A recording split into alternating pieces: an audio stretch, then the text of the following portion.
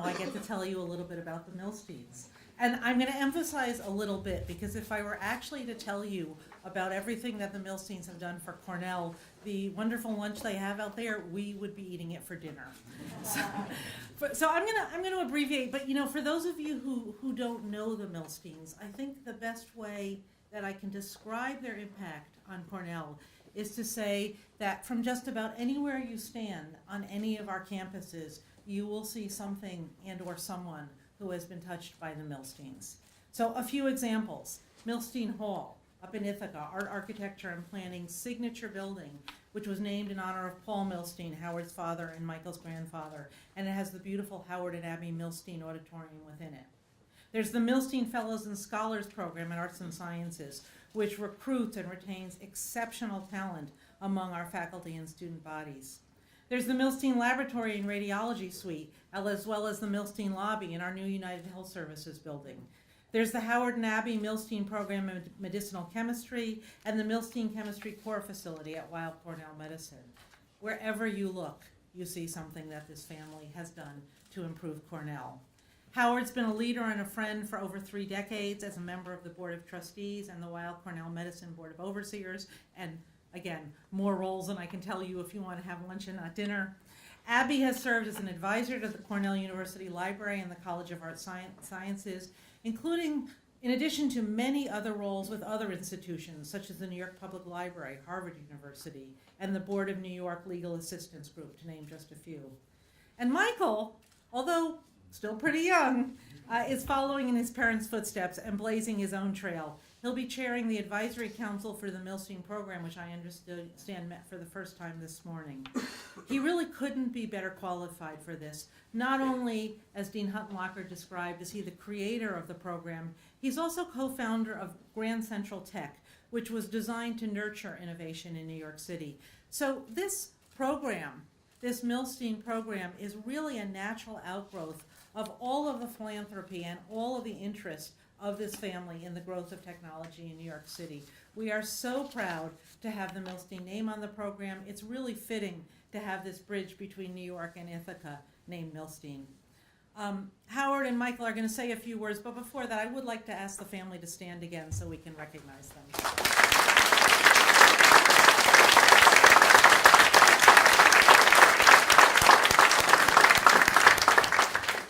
Howard and Michael. Thank you, Martha. What a wonderful day that we've arrived at. And I'm going to rely on my son to make most of the remarks, but of course I have to say something. First of all, I want to acknowledge our political representatives who are here. Most of all, Carolyn Maloney. And in fact, I have to acknowledge that when we had the opening of this Cornell Tech facility some years ago, it was Carolyn's idea that it had been announced that we were going to have this program. She said, well, you ought to have an opening of the Milstein program when it's ready. And she said, if my schedule permits, I will come and make a speech. So with that encouragement, here we are today. I also want to thank Ben Kalos, Rebecca Seawright, and Gail Brewer for all their efforts in helping this come to fruition today, and in advance for their efforts in the future. So I was a bit wistful this morning as I got out of the car to come here because I was reminded, and I'm wearing my name tag. They said I have to take this off for the photos. I'm going to take it off now, but you see it's on my right side. Now most people put these things on their left side, over here. But Steve Weiss, a great leader of Cornell, once told me, he says, when you step forward to shake someone's hands, they're going to see this side. And so Cornellians, you'll see a lot of them have their name tag on the right. And this, remembering Steve, of course, I've been on the Cornell board and worked with Kip Kiplinger for 5 years or so, 10 years with Steve Weiss, or maybe even more. I think Steve may have been chairman for 18 years. And then Harold Tanner, and of course Bob Harrison. And I mention all this because Cornell has been blessed with outstanding leadership. Currently in the person of Martha Pollack and in the person of Dan Huttenlocher. these are people who've made a difference to the impact and the quality that Cornell expects and hopes to bring to the world in a consistent manner. So I want to think of, as I think of Steve, and I think of the fact that at 67, I've been to quite a few of these events, and I'm not sure how many more, lie in the future, but this is certainly one to relish. And it brings to mind a bigger thought, which is that we shouldn't, as we aspire to the knowledge of the future, represented by this program, we shouldn't forget the wisdom of the past, also represented by this program. So this is a wonderful day of celebration. It's something that our family has done together.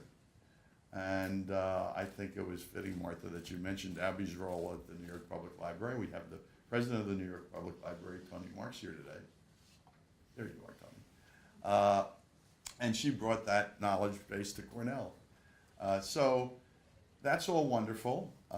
With Jim Padgett here today, he knows, of course, that we have our own little mini economic development thought within our family businesses, and that a decade ago, Michael started thinking about the fact that, well, New York could use some of the innovation economy in our economy to bolster what's going on here on the East Coast. And he, in fact, took action on it and has built up a wonderful incubator, as Martha mentioned, Grand Central Tech. So this is an extension of what we love to do for our city, for our university, and for the future. And with that, I turn you over to my son, Michael, who's the brains of the operation.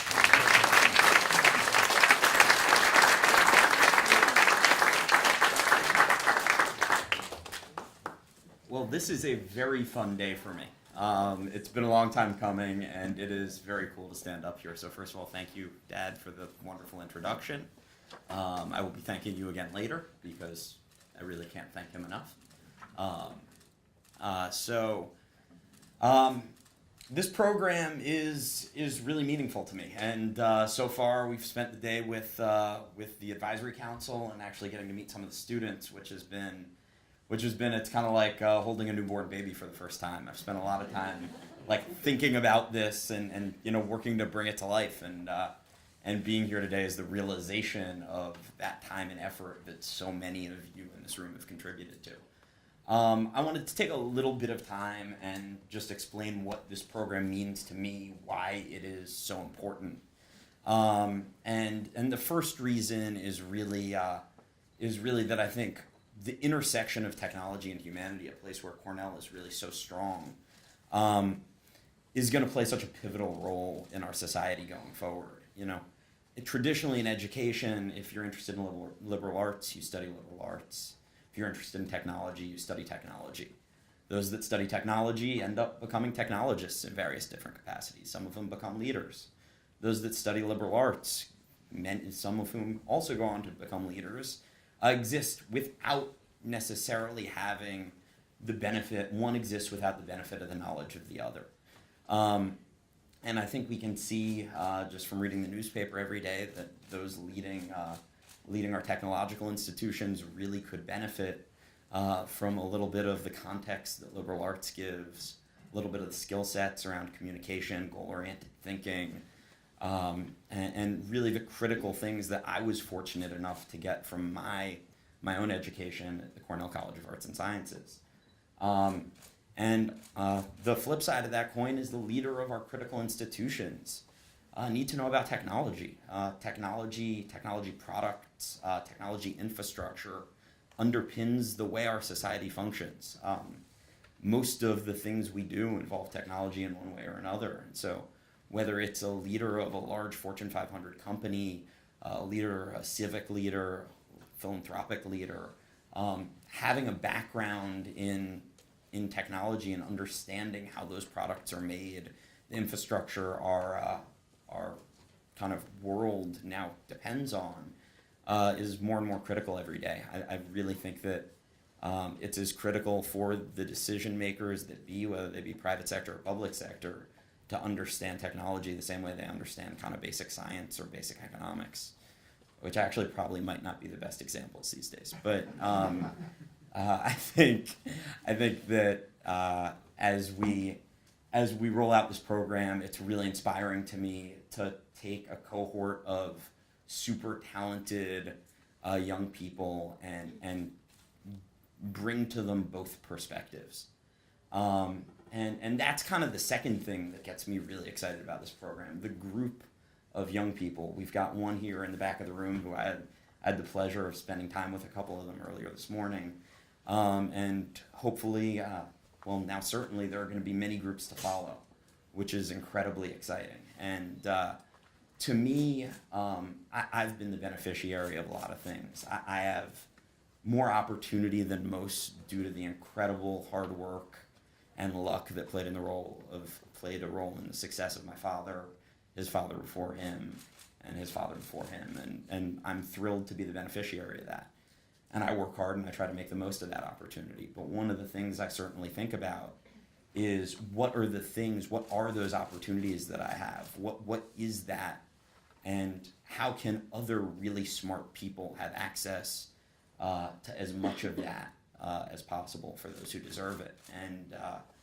And certainly a network of allies, networks of other smart people who you build bonds with, relationships with, who are there to help you, have played such an incredible role in I've been out of college only, I'm 29, so only like about 8 years now, but I've been fortunate to get experiences that I think are beyond my years, and there are a lot of people, many in this room, who've played real roles in that, and the thing I hope for these students is that, through shared experience and shared growth, they build really strong relationships with each other.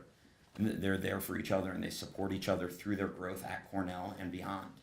And I think those special networks really undergird the success of the best innovation ecosystems that exist on the planet. And we've brought that same thinking to creating Grand Central Tech, which I really conceived of these two notions at the same time about 6-7 years ago.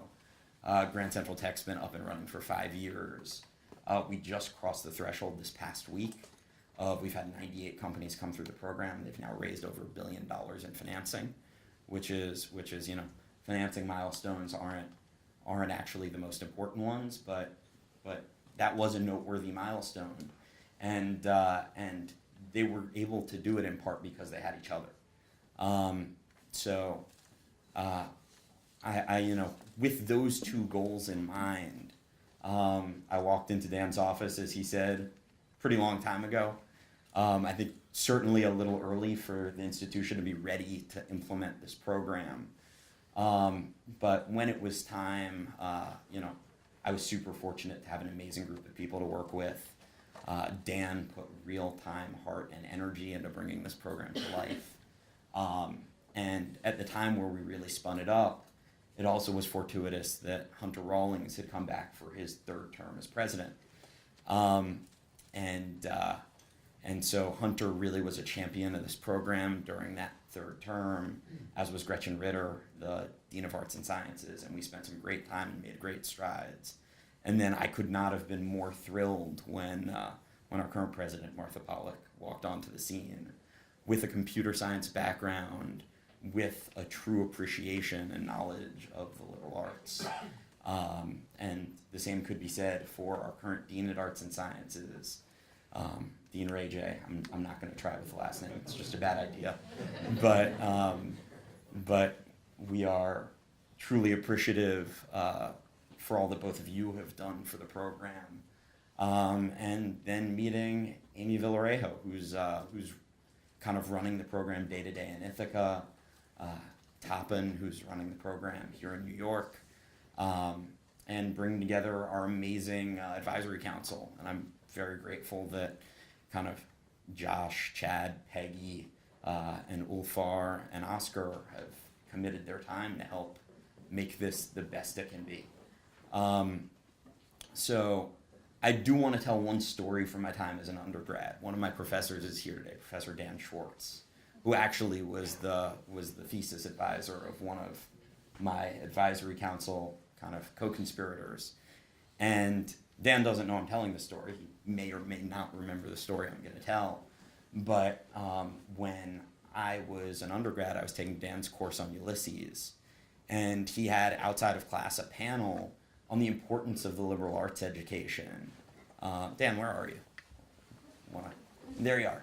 Dan's all the way in back. So everyone, Professor Dan Schwartz, one of our great English professors at Cornell. And Dan gave a panel on the importance of a liberal arts education in the 21st century. And not just focusing on the concrete things learned, but the skills imparted. The ability to have goal-oriented thinking, to construct an argument, to communicate a narrative. Things that have all been so important in sitting with our advisory council today. People who've accomplished amazing things. Things that they've all benefited from and really realized the value of. And you know, sometimes I feel like in those panels, you wonder, like, are you heard? Is anyone listening? Well, Dan, I was listening. And you know, that thinking and the value of that education and how it's going to manifest itself in the 21st century is the reason we're standing here today. So I want to thank everyone for their support. Thank you to our elected officials and other supporters. I want to particularly thank James Padgett and the EDC of New York, who we've been fortunate to partner with on an urban tech hub, and hopefully are going to partner with again in the near future, for his remarks today, and Congresswoman Maloney for her kind words and thoughts here. So thank you, everyone. This is quite a special day. Wait. Most importantly, I have to thank my parents and my mother specifically. I'm super, as I said, I'm fortunate in many ways. My parents are the pinnacle of that. So I was lucky to have supportive parents who instilled confidence in me. You know, there's nothing too big, nothing too small, and they've been there for me. And I want to thank my dad for supporting this vision, financially, but also in spirit as a collaborator. I want to thank my mother for instilling the value of education in me, and for both of them for being so supportive of this endeavor. So thank you, guys. I love you.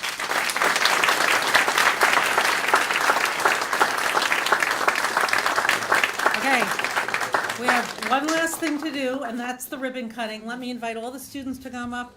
Dan and Ray, why don't you join us also?